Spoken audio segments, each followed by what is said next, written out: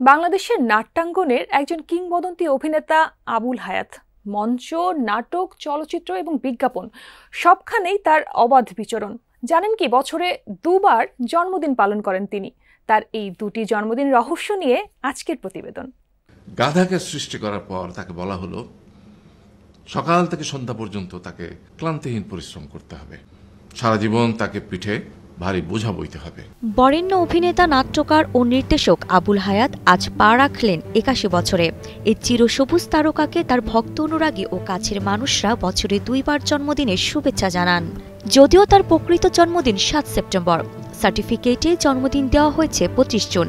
এই বিষয়টি নিয়ে কিছুটা বিব্রত হলেও তিনি দুটি তারিখেই সবার ভালোবাসা গ্রহণ করেন। আবুল হায়াত গণমাধ্যমকে জানান, তার প্রকৃত জন্মদিন মূলত ৭ সেপ্টেম্বর। বসুন্ধরা ডায়াপেন্ট এখন আরও উন্নত। এই হট এয়ার থ্রো টপশিট দ্রুত শোষণ করে সোনামণিকে দেয় কোমল অনুভূতি। তার বাবার দেওয়া সার্টিফিকেট অনুসারে ২৫ জুনও তিনি জন্মদিন পালন করেন। তবে প্রতি বছর ৭ সেপ্টেম্বরই আসল জন্মদিনটি পালন করা হয়। মজার ব্যাপার হলো, এই দিনটি তার নাতনিরও জন্মদিন।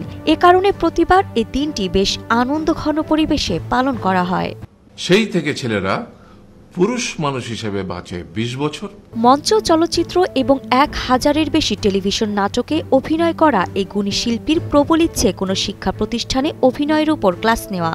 তিনি বর্তমান প্রজন্মের সঙ্গে তার অভিনয়ের অভিজ্ঞতা ভাগ করে নিতে চান। সংসারের বোঝা পিঠে করে বয়ে বেড়ায়, সেটা কার মতো? গাধার মতো। পঞ্চম শ্রেণীতে পড়ার সময় আবুল হায়াত মঞ্চে প্রথম টিপু সুলতান নাটকে অভিনয় করেন।